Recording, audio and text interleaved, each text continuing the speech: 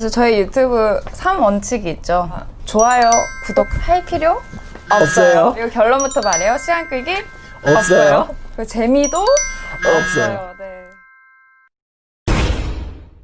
안녕하세요. 구간 가격 경쟁에서 벗어나고 싶다면 비용 대비 가치를 높여라 시간입니다. 이번 시간에서는 굉장히 가치에 대해서 많이 얘기를 하고, 가치란 뭔지, 가치 제한은 뭔지, 그리고 그 가치 제한의 3요소는 뭔지, 이런 이야기들을 다루는데요. 우선 가치의 정의가 뭔지 효용이라는 단어를 써서 많이 설명하고 있는데, 한번 대표님 설명해 주시겠어요? 가치는 고객이 구매하는 이유잖아요. 네네. 그래서 가치가 높다는 것은 가격을 많이 지불할 용의가 있다, 이런 거죠. 그래서 이제 우리가 영어로는 value 이런 표현도 쓰고요. 네네네. 또 benefit 이런 표현 많이 써요. benefit. 그래서 예를 들면 사람들이 무엇을 샀을 때, 예를 들면 자동차의 높은 품질을 사는 게 아니에요. 품질로부터 나오는 베너핏을 사는 거예요. 예를 들어 품질이 낮아서 고장이 자주 난다. 네. 그럼 나는 시간도 들고 돈도 들고 심리적으로 마음도 불편해지고. 네. 그렇게 안 하는 게 품질이 높은 거지, 품질 자체가 베너핏은 아니에요. 그래서 사람들은 품질을 사는 게 아니에요. 가치를 사는 거지. 혹은 과일이 싱싱한 것을 사는 게 아니에요. 싱싱해서 맛있거나 싱싱해서 건강에 좋거나, 이게 이제 베너핏이지. 그러니까 우리가 어떤 기능이나 특징을 산다고 생각하면 착각이라고. 그 기능이나 특징이 주는 이익을 사는 거지. 네. 예. 그래서 베너핏의 정의가 그래요. 그럼 가치 제한이라고 또 이제 그런 얘기를 많이 하시는데, 가치 제한이란 뭐 책에서 그냥 간단하게 정의하는 내용으로는 가치가 그 상품이나 서비스의 비용보다 그 가치가 더 높게 하는 것을 가치 제한이라고 하던데, 제가 그렇죠. 이해한 게 맞나요? 맞아요. 언제 구매가 일어나냐면, 내가 사는 그 서비스다, 뭐 물건이든 뭐가 됐든 내가 사는 게, 예를 들어 가격이 5,000원인데 네. 내가 느끼는 가치가 10,000원이면 나는 이 구매 행위를 통해서 5,000원을 이익 보는 거잖아요. 네네. 그래서 내가 지불하는 코스트보다 내가 갖게 되는 밸류가 클 때, 부등호가 이쪽으로 갔을 때 네네. 구매가 일어나죠. 근데 이건 이론적인 거예요. 네. 그리고 이건 시장이 독점일 때만 맞는 공식이에요.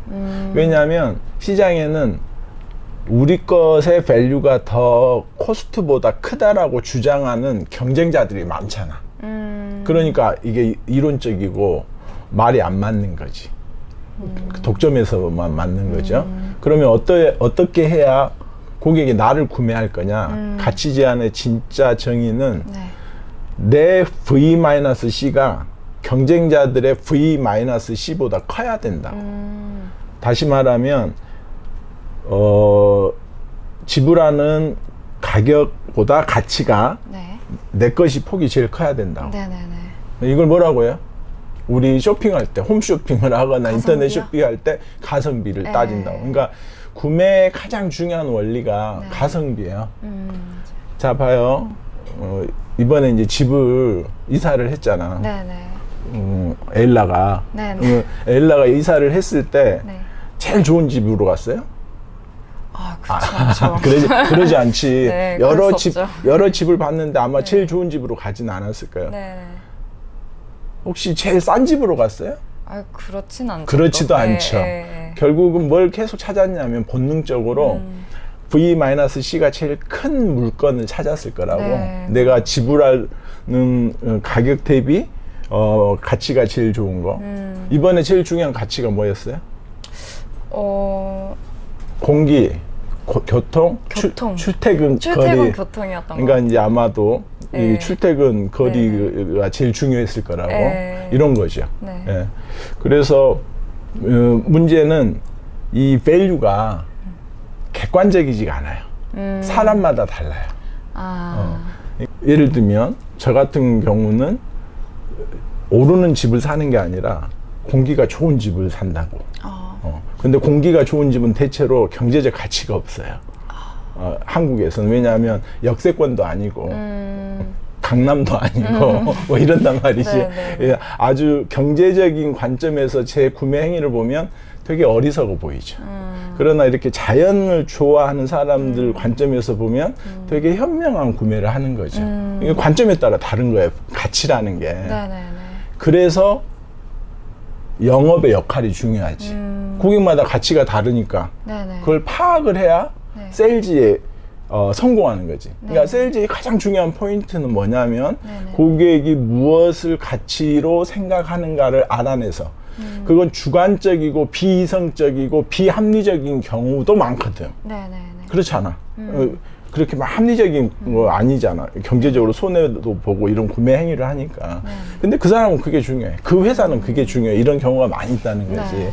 그래서 가치 제한이 중요하지. 그러니까 실제로 세일즈에 성공하냐 못하느냐는 요 가치 제한을 얼마나 해내느냐 못하냐 여기에서 결정이 나요.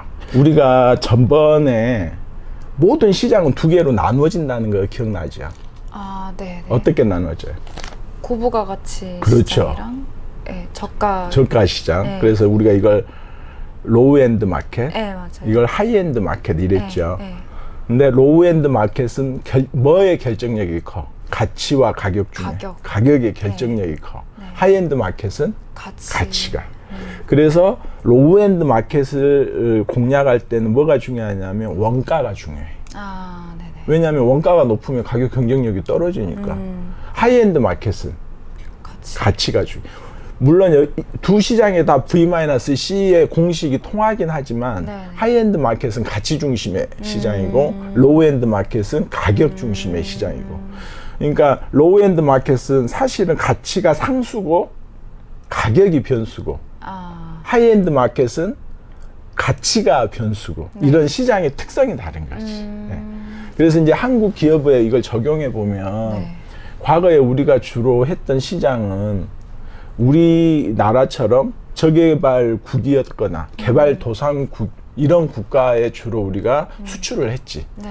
그러다 보니까 뭐가 취약해? 가치 제한한 훈련이 잘 안 돼 있어. 그래서 우리가 사실은 해외 세일즈 하는 자료들 이런 거 컨설팅을 많이 해드리는데 네. 좀 부끄럽다고. 예를 들면 회사 소개, 공장 전경 이런 거 내가 정말 싫어하거든. 고객 입장에서 네. 공장 사진이 그게 어떤 사실은 흥미나 관심을 주겠어요. 그러나 예를 들어 제약 회사 공장 같은 경우는 굉장히 특수 시설이고 네네. 첨단 시설이고 이러거든. 근데 그런 걸 보여주는 건 아주 중요할 때가 있는데 이유 없이 내 눈에 멋있다고 큰 공장 부지 이런 건 의미가 없는 거지. 고객 관점에서 생각을 해야 되는 거지. 그러면 또 그 가치 제한을 할 때 어떤 걸 신경 써야 되는지 뭐 그런 그 3요소가 또 소개돼 있어요. 첫 번째는 수량화하라, 두 번째는 예상되는 시간을 안내하라, 그리고 세 번째는 측정하고 모니터링하라라고 돼 있는데 이 3요소에 대해서 좀 더 설명해 주시겠어요? 예. 그러니까 가치를 제한을 한다는 건 말로 하거나 글로 할 거 아니에요? 네네. 근데 이제 말로 하든 글로 하든 이게 가치 제한의 어떤 요소들이죠. 네. 반드시 요 세 가지가 들어가야 되는데 네. 이제 첫 번째는 뭐가 들어가야 되냐면 제일 이제 핵심이 숫자로 표현하는 거예요. 예, 숫자로 표현하는 거. 네. 그러니까 예를 들면 우리가 어떤 시스템을 만들었는데 속도가 10% 개선되면 이 숫자도 중요하지만 네네. 속도 10% 개선됐을 때 고객이 가지는 효용이 있어요. 네네. 예를 들면 증권회사에서 주문 속도가 빨라진다든지 네. 주문 속도가 경쟁사보다 빨라진다든지 이게 IT 시스템하고 아주 긴밀하게 연동될 거 아니에요. 네네. 주문하는 게. 네네. 뭐 이런 효용들까지도 개량화를 해야 되죠. 그래서 우리 솔루션의 특징을 개량하는 것도 의미가 있고 이 특징이 주는 효용을 개량화하는 것까지 가야 돼요. 근데 저희가 많은 기업을 컨설팅을 해보면 네. 속도 10% 개선해서 끝나버린다. 아. 이거의 경제적 가치까지를 이야기를 해줘야 되는 거죠. 네네. 그래서 이 비즈니스 임팩트라고 하고요. 네네네. 요게 경제적인 효과까지 가는 것을 파이낸셜 임팩트라고 해요. 그래서 사실은 비즈니스 임팩트는 반드시 파이낸셜 임팩트로 표현하려고 노력을 해야 돼요. 특히 B2B에서는. 왜냐하면 이게 개인의 취향이나 개인의 성향 때문에 구매하는 게 아니라 네네. 비즈니스의 가치 사슬 속에서 구매를 하는 거거든. 네네. 그러니까 반드시 숫자로 표현할 수 있어야 된다. 아주 취약해요. 네. 한국 기업들이. 아주 취약해. 그게 첫 번째고요. 네. 두 번째는 기업에서 구매하는 솔루션은 네. 그 다음날부터 그 솔루션이 작동이 돼서 내가 막 돈을 벌지 않는 경우가 많아요. 예를 들면 자동차 구매는 그 다음날 타면 기분도 좋고 네. 내 주관적인 취향이니까 만족스럽고 막 이렇죠. 네. 예를 들어 한번 생각해 보자고. 기업이 ERP 뭐 이런 솔루션을 구매를 했어요. 네. ERP라는 건 전사의 여러 가지 자원들을 관리하는 IT 솔루션이에요. 네네. 이걸 딱 구매를 하면요, 적게는 6개월, 길게는 2년 정도 생산성이 떨어진다고 해요. 네네. 안 쓰던 걸 쓰니까. 예를 들면 내가 그전에는 돈을 그냥 손으로 셌어요. 네네. 20만 원 이렇게. 근데 그걸 시스템에서 그걸 확인을 하고 이러려니까 나는 훈련이 안 돼 있잖아. 시간이 더 오래 걸리는 거야. 내가 손으로 세는 것보다. 그럴 거 아니에요? 네. 근데 이게 이제 훈련이 되고 숙련이 되고 이러면 어느 순간에 내가 손으로 세는 것보다 더 빨라지는 시점이 오죠. 그럴 거 아니에요? 네네. 그래서 세 가지 타임 프레임을 이야기해 줘야 돼요. 순수하게 돈이 들어가는 시기. 네. 예를 들면 ERP 시스템을 심는데 기업마다 사정이 달라. 네, 어떤 데는 2개월, 어떤 데는 6개월, 어떤 데는 1년이래요. 저희들도 IT 컨설팅 참여해서 해보면 네. 뭐 1년, 2년 이렇게 걸려요. 네. 그 시간은 순수하게 돈이 들어가는 시기. 그 다음에 이걸 사용해서 손익분기점까지 가는 시기. 아까 이야기했잖아요. 효율이 오히려 떨어지니까 이게 네네.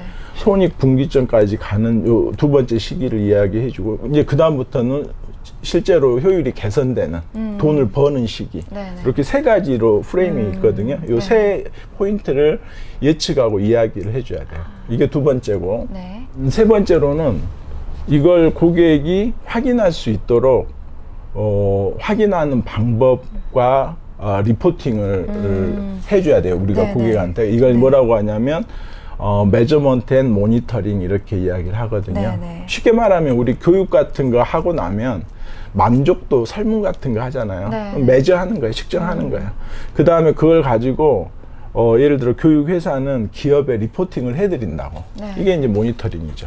아, 이번 교육의 효과는 뭐 만족도는 몇 점이고 교육 참가자들이 쓴 이익은 본인들이 말하는 이익은 무엇이고 이런 것을 정리해서 말씀드리잖아요. 네. 이게 이제 모니터링이죠. 그래서 메저먼트 앤 모니터링 요거에 합의를 해야 되는 것이. 네. 그러니까 세 가지 이야기해 보면 첫 번째 퀀티파이해라, 계량화해라. 둘째는 세 가지 타임 프레임, 네.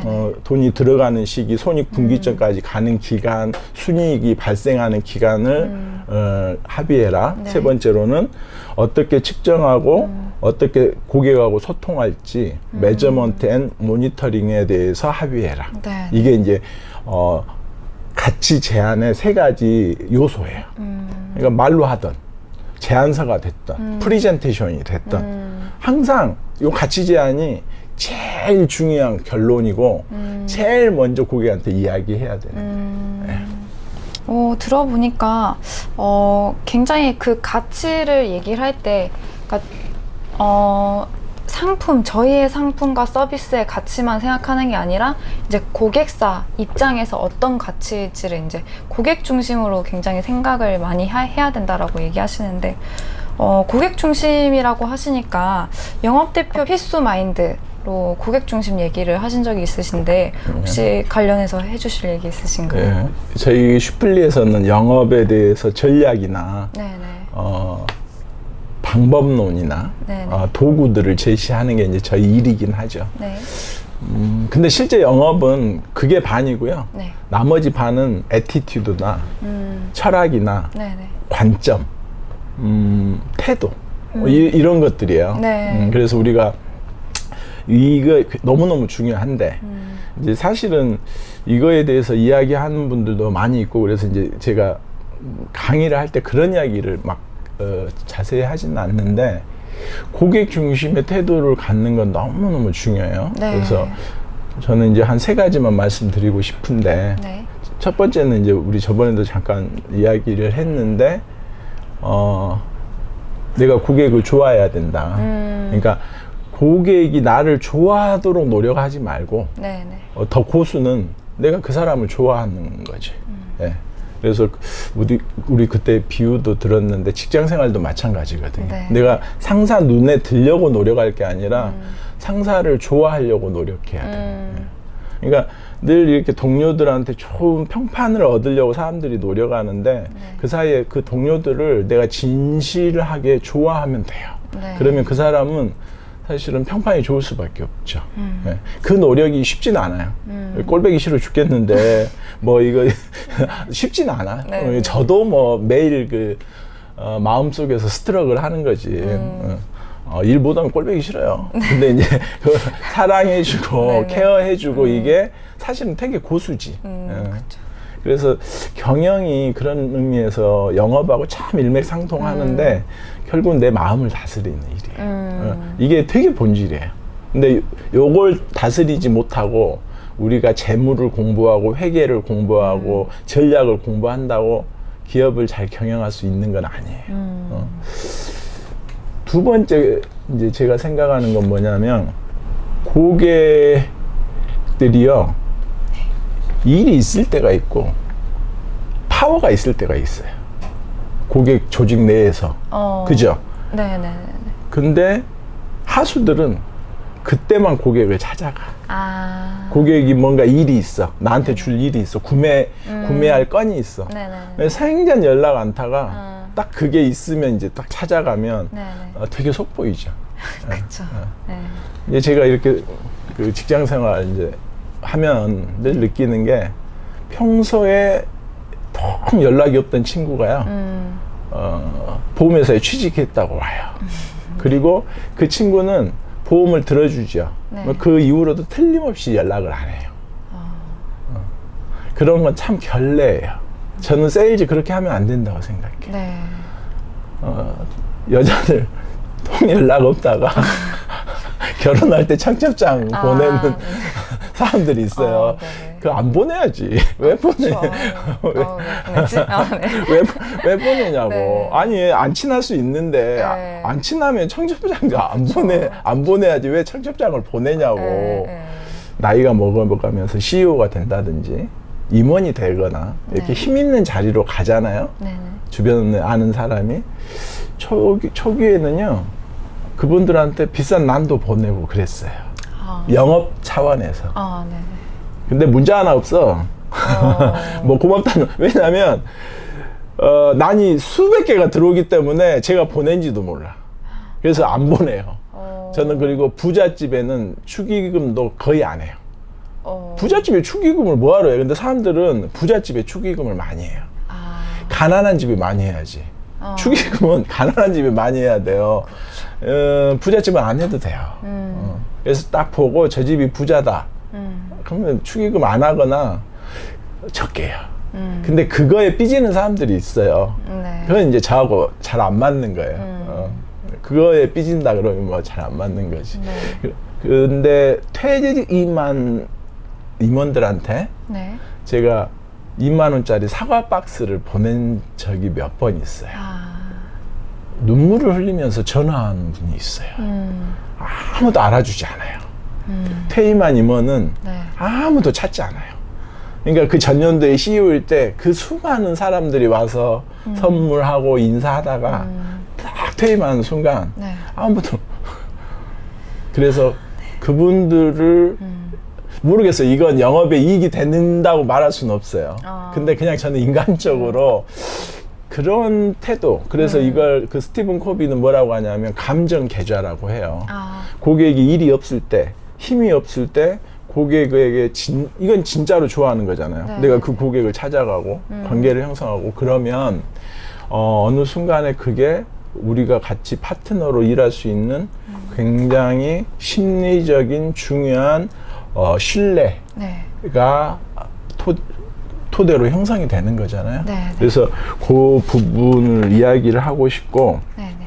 또 하나 제가 굉장히 이야기하고 싶은 게 뭐냐면, 저희 직원들한테도 제가 강조하는데, 이제 저희 고객들이 어떤 컨설팅을 의뢰해서 회사에 오잖아요. 네. 우리 회사에 컨설팅 잘하는 분도 있고 못하는 분도 있을 거 아니에요. 사실 까놓고 이야기하면 네. 미안하지만 네, 그럴 네. 거 아니에요. 네. 그러면 이 사람은 회사에 들어와서는 고객의 이익을 대변해야 돼요. 고객한테 가장 좋은 솔루션을 제공하려고 노력을 해야 된다고. 네. 반대로 고객한테 가서는 회사의 이익을 대변하기 위해서 노력해야 돼요. 정당하게 가격 내세요. 함부로 깎지 마세요. 그 손해예요. 우리 회사가 잘 돼야 지속적인 컨설팅도 받을 수 있고 서비스도 받을 수 있잖아요. 이렇게 네. 당당하게 회사의 이익을 대변할 줄 알아야 돼. 이런 사람들은 회사에 오면 정말로 진심으로 고객의 이익을 대변한다. 회사에서는 고객의 이익을 대변하고 고객에게 가서는 회사의 이익을 대변해야지. 반대로 한다고. 네. 회사에서는 회사 뭐 가격도 돈도 제대로 안 내고 뭐 이런 이야기하고 고객한테 가서는 회사 욕하고 이러면 안 된다. 이게 진짜로 고객 중심 아닌가 이렇게 세 가지를 좀 말씀드리고 싶었어요. 네. 네, 오늘은 가치 제안과 고객 중심 영업 대표의 필수 마인드에 대해서 알아봤습니다. 감사합니다. 감사합니다.